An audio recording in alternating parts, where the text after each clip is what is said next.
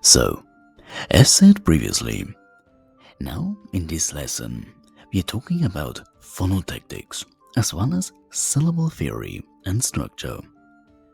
First, what is phonotactics? You see, phonotactics is the subfield of phonology that describes the permissible combinations and positions of sounds in a given language. That means which segments may begin a syllable, which may follow another, which sequences are illegal, how many consonants may cluster, and which prosodic shapes, for example, consonant-vowel or consonant-vowel-consonant, or consonant-consonant-vowel, a language allows. Where phonetics supplies the raw inventory of fonts, phonotactics supplies the grammar of combination, the implicit constraints every speaker knows, even if they cannot state them, about what sounds right in their own language.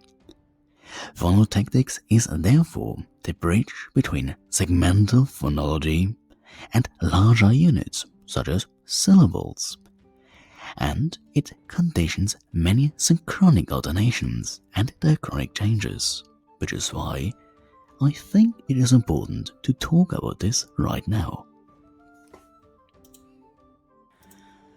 So, you may wonder, why is phonotactics so important? Well, it matters because of a number of reasons. You see, it determines well-formedness, so it explains why blick is a possible English nonce, but pnick is certainly not. It guides perception and acquisition. Learners, aka us, exploit phonotactic probabilities to segment speech and infer word boundaries, aka where one word stops and the next one begins. It also shares alternations, and this one is very important for our current part in ancient Greek conjugation, at least with the consonantal verb stems. You see, many morphophonological processes, for example, assimilation, epithesis, or deletion, are triggered to satisfy phonotactic restrictions. It also constrains historical change. When sound change creates illicit clusters, languages resolve them by regular processes such as insertion, loss, or just simplification. And that leaves systematic traces. And it also indexes morphology. You see, phonotactic considerations interact with inflection and derivation. Basically, a fixation can create illicit junctions that trigger alternations. And the visibility or invisibility of morpheme boundaries depends on how the language resolves the phonotactic pressure. So, for us classicists and students of ancient Greek, this is very important, because many alternations in inflection and conjugation are best understood as consequences of phonotactic pressure plus historical sound changes. So, now let's look at syllable theory. You see, a phonotactic grammar is usually expressed in terms of syllables and basic principles. First, the syllable structure. You see, a syllable is typically analyzed into onset, usually a consonant, a nucleus, usually a vowel or at least a syllabic consonant, and of course the coda. That can be a consonant, it can also be empty. Now, a common template, for example, consonant and vowel. This is what we call a open light syllable because it ends in a vowel. We also have a consonant-vowel-consonant syllable structure. This we call closed heavy syllable for obvious reasons. But we also have combinations such as consonant-consonant-vowel, which is open, or just a vowel, and other combinations of this. Next, let's look at the sonority sequence, or sonority sequencing principle, aka SSP.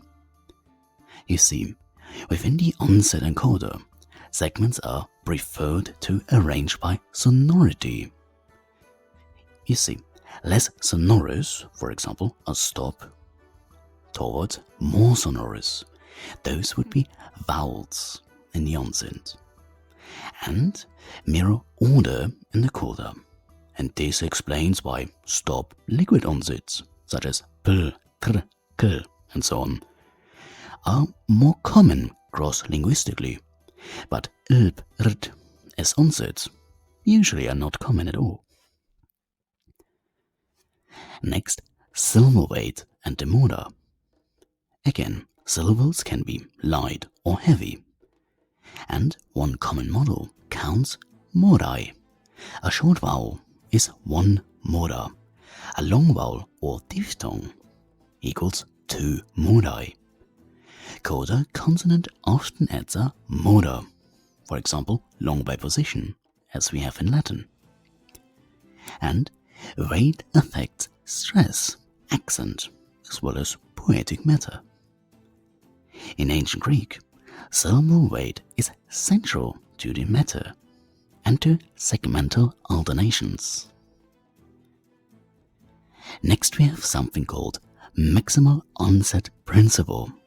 Basically, when parsing sequences into syllables, languages often prefer to assign as many consonants as permitted to the onset of the following syllable, consistent with phonotactics. And this does influence something called syllabification across morpheme boundaries and conditions alternations. And lastly, representational tools. You see, phonotactic constraints are formalized as, for example, well-formedness constraints. This is called optimality theory. Rewrite rules or probabilistic constraints, for example, phonotactic probability or n-gram models used in psycholinguistics and corpus phonology. Next, let's look at some key classes of phonotactic processes, beginning with assimilation, progressive or regressive. So, a segment becomes more like a neighboring segment in some feature, for example, place, voicing, nasality, aspiration. Don't worry, we will talk about this in more detail in another lesson. To increase articulatory ease and reduce articulatory distance between adjacent segments. Also to restore marked clusters into less marked variants. So, morphologically, a stem consonant may surface differently before different suffixes, producing alternations, so-called allomorphy, in paradigms. Consonantal verb stems are often the locus of such alternations. For example, root final consonant changes, place or voicing, to match the onset of a suffix. And a concrete example to ancient Greek. Assimilation across morpheme boundaries is attested in Greek developments, prefix or consonant interactions. Such alternations are one reason the same verb root may present different consonantal shapes across tenses or forms. For example, conjugational allomorphy. Then we have also dissimilation. A segment becomes less like another nearby segment. often to reduce identity and improve perceptual distinctiveness. Basically, to avoid confusion when identical or similar segments are too close. For example, two aspirated consonants or two similar liquids. Again, ancient Greek concrete example. Here we have Cressman's law, which is often analyzed as a type of dissimulation of aspiration. Dissimulation can generate alternations in morphology when two affixer or stem segments would otherwise clash.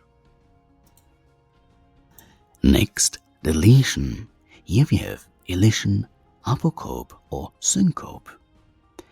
A segment is dropped, either final, medial or initial, frequently in unstressed or weak positions.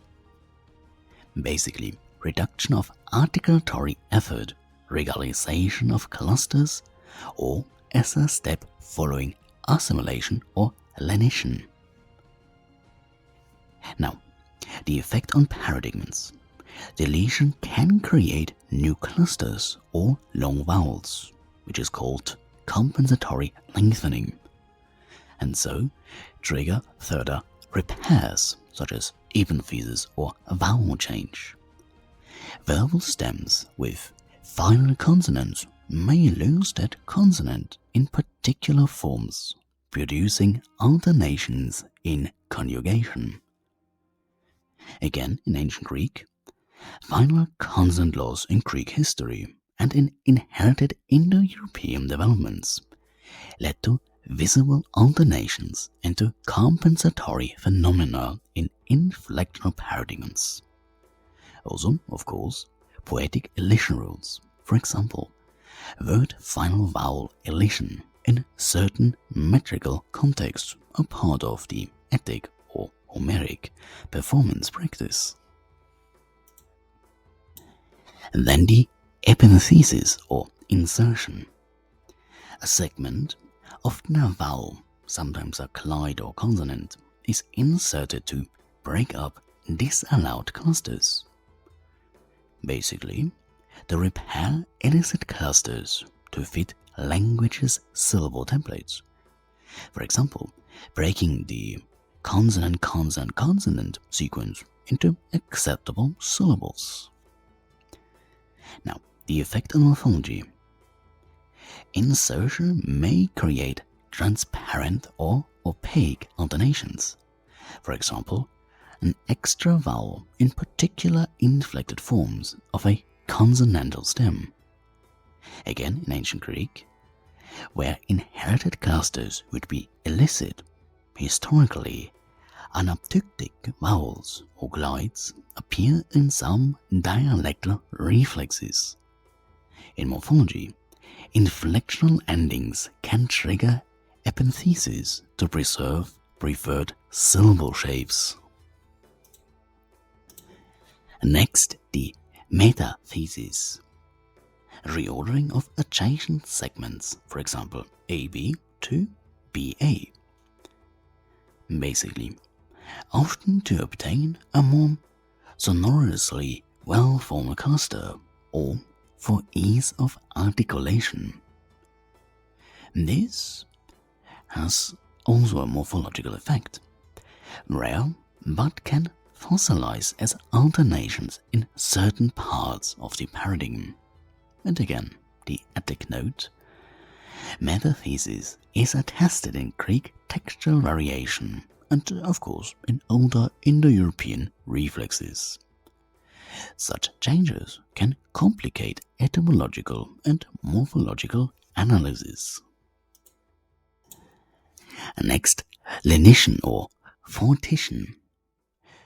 Spirantization, stop to fricative, or vice versa. So, weakening, which means lenition, or strengthening, aka fortition, of consonants. For example, from stop to fricative to approximant, or the other way around. You see, lenition often occurs intervocalically, which means between two vowels. Ease of articulation in a sonorous environment.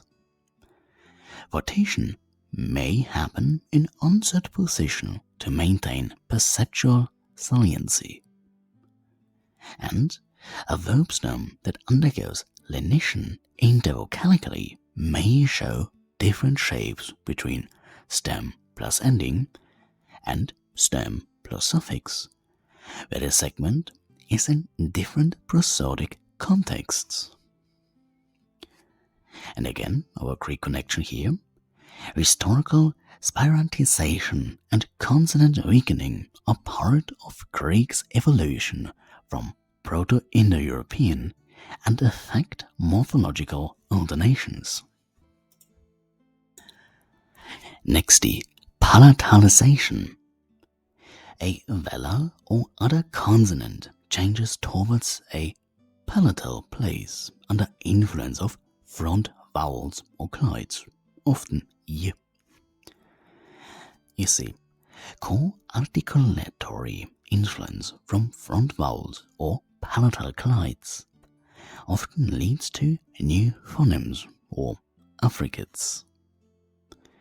And palatalization conditioned by a following vowel or clyde can create alternations in verb stems when different inflectional forms present different vocalic contexts.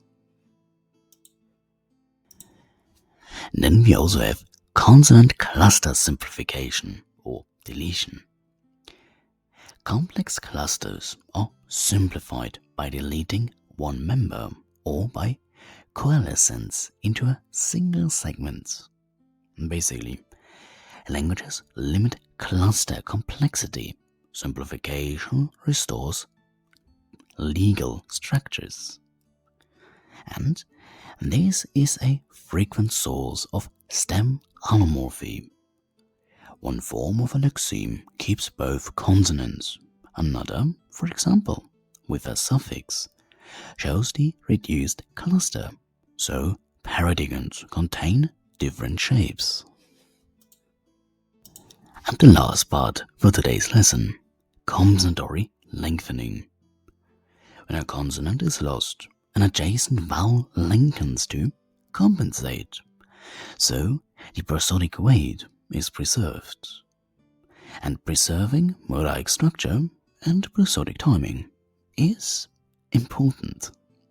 So, loss of consonant in some forms can create long versus short vowel alternations across paradigms.